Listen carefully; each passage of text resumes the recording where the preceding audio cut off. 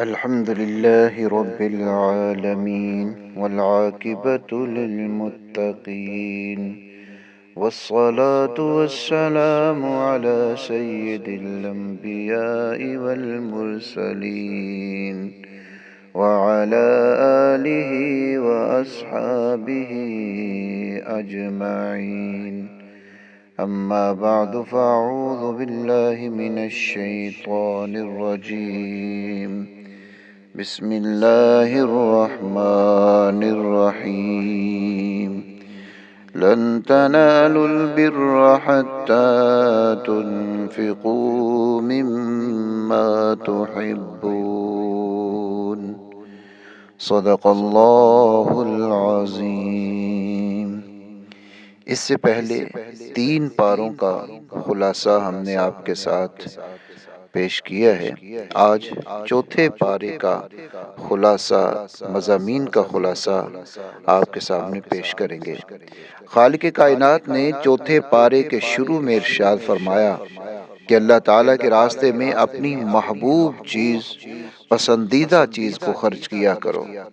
پھر آگے اللہ رب العزت نے کعبۃ اللہ کی خصوصیت اور اس کی فضیلت کو بیان فرمایا. ان اول بیت وضع للناس للذی ببکۃ مبارکا وہدی للعالمین.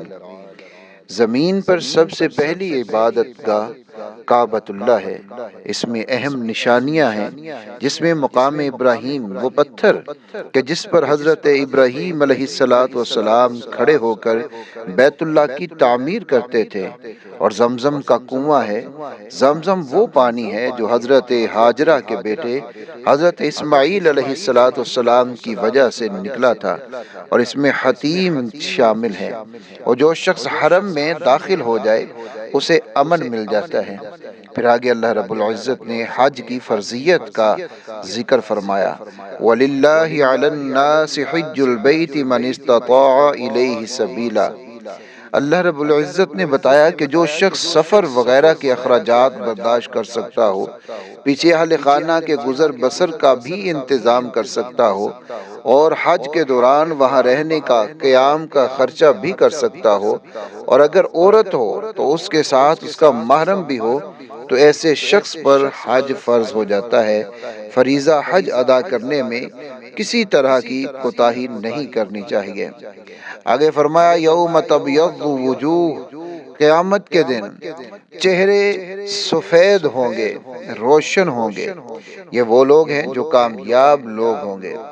اور آگے خالق کائنات نے فرمایا کنتم خیر امت اخرجت للناس تأمرون بالمعروف وتنہون عن المنکر وتؤمنون باللہ.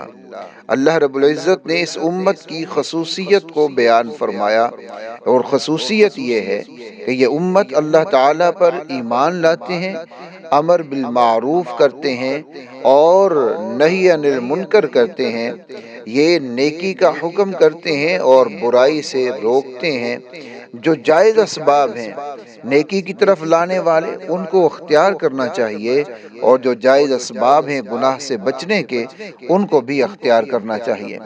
اللہ رب العزت نے آگے ایک مسئلہ بیان فرمایا یا ایھا الذین آمنوا لا تتخذوا بطانة من دونکم لا یألونکم خبالا. اللہ رب العزت نے یہاں پر یہ مسئلہ بیان فرمایا ہے کہ منافقین اور کفار سے قلبی تعلق نہ رکھو، جیسا کہ پیچھے بھی اس کا ذکر گزر چکا ہے، کیونکہ وہ تمہیں نقصان پہنچانے کے درپے ہیں. ان کے دلوں میں جو بغض اور حسد پوشیدہ ہے وہ ان کی اعلانیہ باتوں سے زیادہ سخت ہے. وہ چاہتے ہیں کہ مسلمانوں کو دین اور دنیا کی پریشانی لاحق ہو. ہاں البتہ رکھ رکھاؤ اور وقتی ضرورت یہ الگ چیز ہے.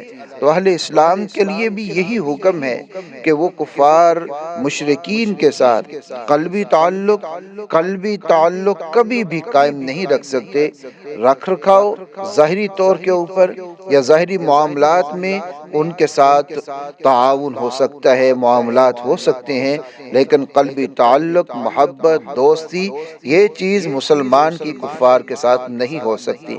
آگے اللہ رب العزت نے غزوات کا ذکر کیا ہے، وَلَقَدْ نَصَرَكُمُ اللَّهُ بِبَدْرٍ وَأَنْتُمْ أَذِلَّةٌ، جس میں غزوہ بدر، غزوہ احد ان کا ذکر فرمایا ہے، اور غزوہ حمراء الاسد کا ذکر فرمایا ہے۔ اسلام کی سب سے پہلی جنگ جس نے حق اور باطل کا فیصلہ کیا وہ جنگ بدر ہے، جس میں مشرکین مکہ کو شکست ہوئی اور انہوں نے اس کا انتقام لینے کے لیے خوب تیاری کی۔ 3 ہجری میں مدینہ منورہ پر چڑھائی کی۔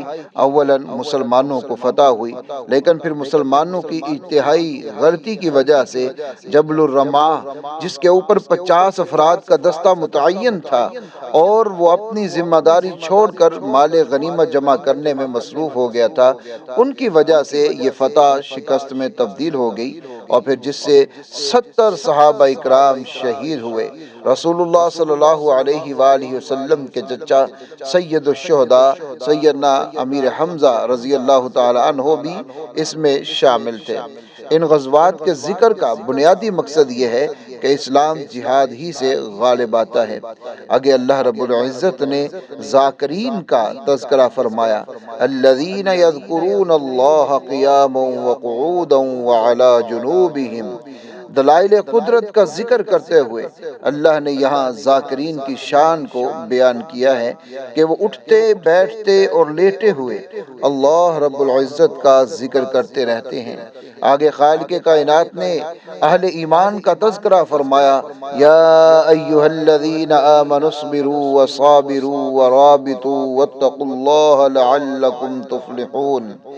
آل عمران کے آخر میں اہل ایمان کو یہ حکم دیا کہ تم صبر کرو، یعنی مصائب کی وجہ سے، تکالیف کی وجہ سے دل چھوٹا نہ کرنا، شجاعت اور بہادری کا مظاہرہ کرو، ڈٹ جاؤ، سرحدوں پر پہرے دو، ہر معاملے میں اللہ رب العزت سے ڈرتے رہو۔ تو یہاں سورہ آل عمران کا پھر اختتام ہوا اور آگے سورۃ النساء کا آغاز ہوتا ہے۔ نساء عورتوں کو کہتے ہیں، اس میں چونکہ اللہ رب العزت نے خواتین کے متعلقہ احکام بیان فرمائے ہیں اور اسی وجہ سے اس سورہ کا نام سورۃ النساء رکھا گیا ہے۔ پورے قرآن مجید میں اللہ رب العزت نے سورۃ الرجال یعنی مردوں کے نام سے کوئی سورت نازل نہیں فرمائی، البتہ عورتوں کے نام سے سورت نازل فرمائی ہے۔ ویسے تو انبیاء اکرام کے ناموں سے سورتیں ہیں، لیکن عورتوں کے نام سے جس طرح سورۃ النساء ہے، اس طرح سے مردوں کے نام سے کوئی سورت نہیں ہے۔ خواتین کو اللہ رب العزت نے کس قدر عظمت دی ہے، اور اب اس میں پروپیگنڈا کیا جاتا ہے اور اس سے متاثر ہو جاتی ہیں خواتین بھی کہ اسلام عورت کو عظمت نہیں دیتا، اسلام عورت کو حقوق کا خیال نہیں رکھتا۔ یہ سراسر ناانصافی ہے۔ اسلام نے سب سے زیادہ عورت کے حقوق بیان کیے ہیں اور عزت بھی دی ہے، مگر کوتاہی تو ہماری ہے کہ ہم اسلام کے احکامات پر عمل نہیں کرتے۔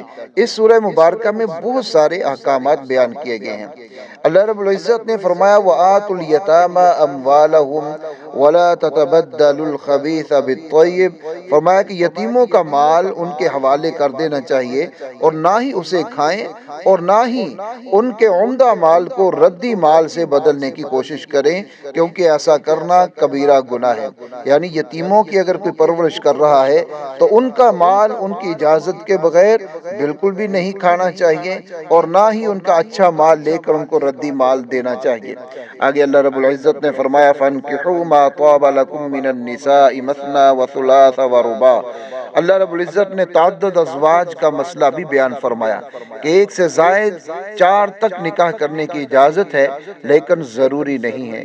اگر کسی شخص کے پاس طاقت و ہمت اور اسباب ہوں، عدل کرتا ہو، تو پھر ذہن نشین کر لیں کہ ایک سے زائد شادیاں کرنے والا افضل ہے، لیکن اگر حقوق ادا نہ کر سکتا ہو تو اس پر مواخذہ بھی بہت زیادہ ہے اور سخت مواخذہ ہے۔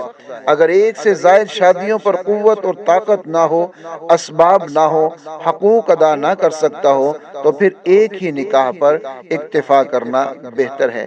پھر اللہ رب العزت نے اسی پارہ میں میراث کے مسئلہ کو تفصیل کے ساتھ بیان فرمایا، یوصیکم اللہ فی اولادکم للذکر مثل حظ الانثیین۔ یہاں وراثت کے تفصیلی اصول اللہ رب العزت نے بیان فرمائے ہیں کہ کس کو کتنا حصہ دینا ہے۔ جہاں مردوں کے لیے میراث کے حصوں کو بیان کیا ہے، وہیں عورتوں اور بچوں کو وراثت کا حقدار قرار دیتے ہوئے ان کے لیے بھی حصوں کو اللہ رب العزت نے بیان فرمایا ہے، اور یہ بتایا ہے کہ عورتوں کو حصہ دینا ان پر کسی کا احسان نہیں ہے کہ ہم حصہ دے رہے ہیں، یہ ہمارا احسان ہے، جیسا کہ موجودہ دور کے اندر یہی سمجھا جاتا ہے، بلکہ بہت سارے لوگ تو حصہ دیتے ہی نہیں ہیں اور کسی نہ کسی طرح سے وہ اپنے نام ہی کروا لیتے ہیں۔ تو اللہ رب العزت نے یہاں پر یہ بھی بیان فرمایا کہ عورتوں کو جو حصہ دیا جاتا ہے، اس میں تمہارا کسی طرح کا کوئی بھی احسان نہیں ہے، بلکہ ان کا حق اور اللہ رب العزت کی طرف سے مقرر کردہ ایک فریضہ ہے جو تم نے ادا کرنا ہے، یہ تمہارے اوپر لازمی ہے۔ پھر آگے اللہ رب العزت نے محرمات کا ذکر فرمایا، حرمت علیکم امہاتکم و بناتکم و خواتکم۔ اللہ رب العزت نے بتایا کہ کس سے نکاح کرنا جائز ہے، کس سے نکاح کرنا جائز نہیں ہے، اور یہ بات کو سمجھ لیجئے کہ نکاح حرام ہونے کے بنیادی طور کے اوپر 3 اسباب ہیں۔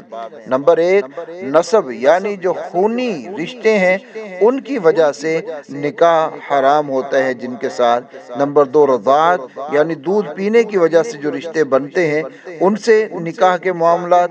اور نمبر 3 مصاہرت، یعنی شادی کرنے کی وجہ سے جو رشتے ہوتے ہیں، جیسے سسرالی رشتے جو ہیں، کسی عورت سے نکاح اور رخصتی ہو گئی تو پھر اس عورت کی والدہ یعنی اپنی ساس سے نکاح نہیں ہو سکتا، اسی طرح سسر کا اپنی بہو سے نکاح نہیں ہو سکتا۔ تو یہ وہ رشتے ہوتے ہیں جو سسرالی رشتے ہوتے ہیں، ان کے ساتھ ساس اور سسر کے ساتھ نکاح نہیں ہو سکتا، ساس سے داماد کا نہیں ہو سکتا، سسر سے بہو کا نہیں ہو سکتا۔ یہ مصاہرت کے رشتے ہیں، یہ سسرالی رشتے ہیں۔